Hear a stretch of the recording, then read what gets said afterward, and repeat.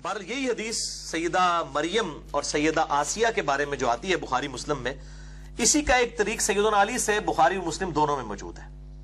اس میں الفاظ ہے کہ نبی صلی اللہ علیہ وسلم نے فرمایا کہ اپنے زمانے میں سب سے بہترین عورت تھی مریم رضی اللہ تعالی عنہا وعلیہ السلام، اور اس زمانے میں سب سے بہترین عورت ہے خدیجہ رضی اللہ تعالی عنہا، جو کہ نبی صلی اللہ علیہ وسلم کی سیدہ عائشہ سے بھی بڑھ کر محبوب ترین بیوی تھی، جو سب سے پہلے اسلام لے کر آئیں، ایون مولا علی سے بھی پہلے۔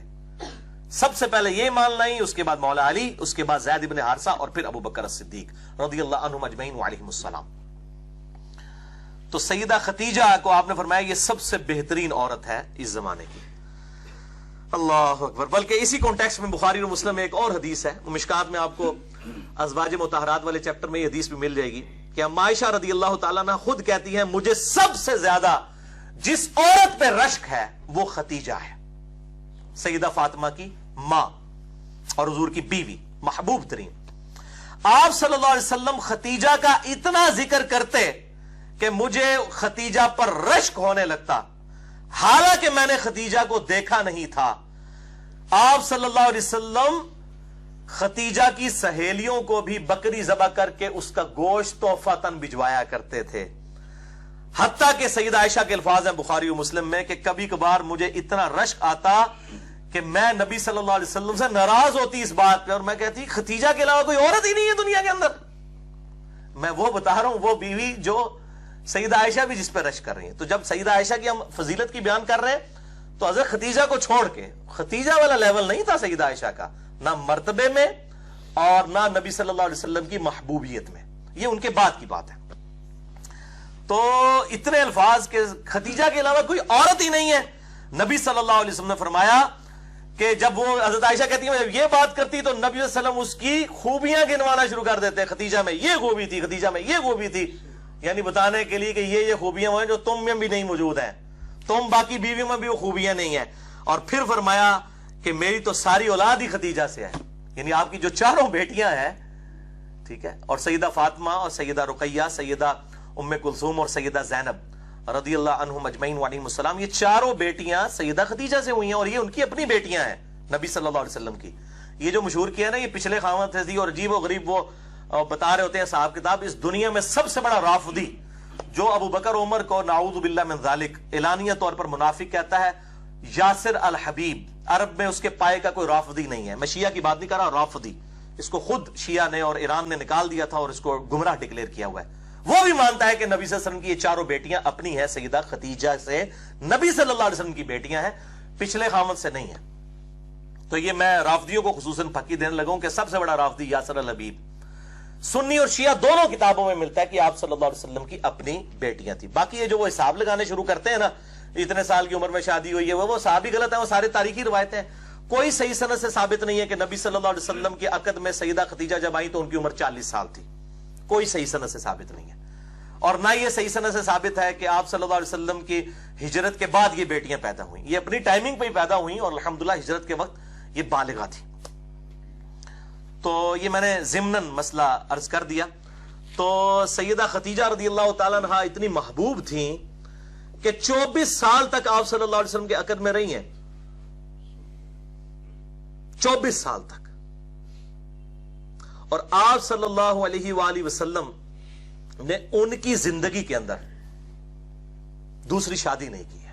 اس سے اندازہ کر لیں 49 نبوی میں جب نبی صلی اللہ علیہ وسلم کی عمر مبارک 49 سال ہوئی، کیونکہ آپ کی شادی 25 سال کی عمر میں ہوئی، اسی سال آپ پر 2 غم کے پہاڑ ٹوٹے، ایک سیدہ خدیجہ رضی اللہ تعالی عنہا کا جو ہے انتقال ہوا، اور دوسرا جناب ابی طالب کا۔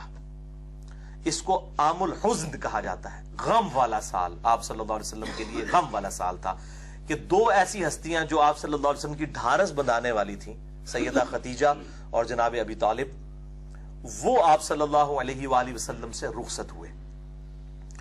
تو آپ صلی اللہ علیہ وسلم نے سیدہ خدیجہ کی زندگی میں دوسری شادی کبھی نہیں کی ہے۔ یہ آپ صلی اللہ علیہ وسلم کی ایک خاص ایفیلیشن تھی اپنی اس بیوی کے ساتھ، ورنہ اس زمانے میں کتنی آفرز تھی، لیکن آپ صلی اللہ علیہ وسلم اس معاملے میں یعنی اتنی زیادہ محبت فرماتے تھے کہ کسی اور عورت کے ساتھ سیدہ خدیجہ کو آپ نے شیئر نہیں کیا. یہ سیدہ خدیجہ کی بہت بڑی فضیلت ہے رضی اللہ تعالی عنہ علیہ السلام.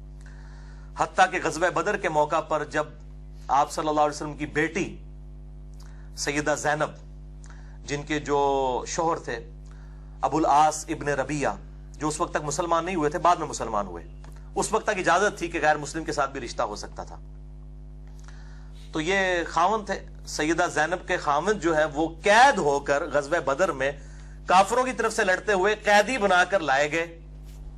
اب فدیے سے چھڑانے کے لیے ظاہر کچھ رقم ادا کر رہی تھی تو سب لوگ رقم دے رہے تھے. تو اب سیدہ زینب کے وہ چونکہ ہسبینڈ تھے تو انہوں نے اپنے خاوند کا فدیہ دینے کے لیے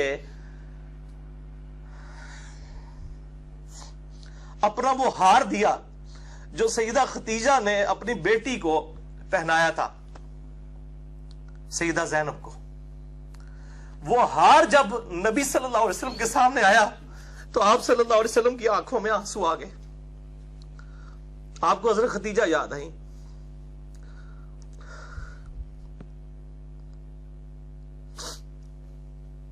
آپ صلی اللہ علیہ وسلم نے اپنے اصحاب سے کہا کہ اگر تم مجھے اجازت دو تو میں یہ ہار اپنی بیٹی زینب کو واپس کر دوں، یہ میری بیوی کی نشانی ہے اس کے پاس. تو اصحاب نے کہا یا رسول اللہ کیوں نہیں، آپ بالکل. اور پھر ان کو بغیر فدیے کے چھوڑ دیا گیا.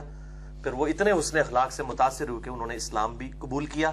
اور انہی کی بیٹی ہے امامہ رضی اللہ تعالی عنہا. بڑی مشہور ہے نبی صلی اللہ علیہ وسلم کی یہ نواسی، جن کے بارے میں بخاری مسلم میں آتا ہے کہ آپ صلی اللہ علیہ وسلم ان کو گود میں اٹھا کے نماز بھی پڑھا کرتے تھے. سیدہ امامہ، یہ لفظ ویسے لوگ اردو میں امامہ بول رہے ہوتے ہیں، یہ لفظ ہے امامہ، الف کے اوپر پیش ہے امامہ، امامہ بنت زینب. تو یہ سیدہ خدیجہ رضی اللہ تعالی عنہا کے ساتھ آپ صلی اللہ علیہ وسلم کی عقیدت.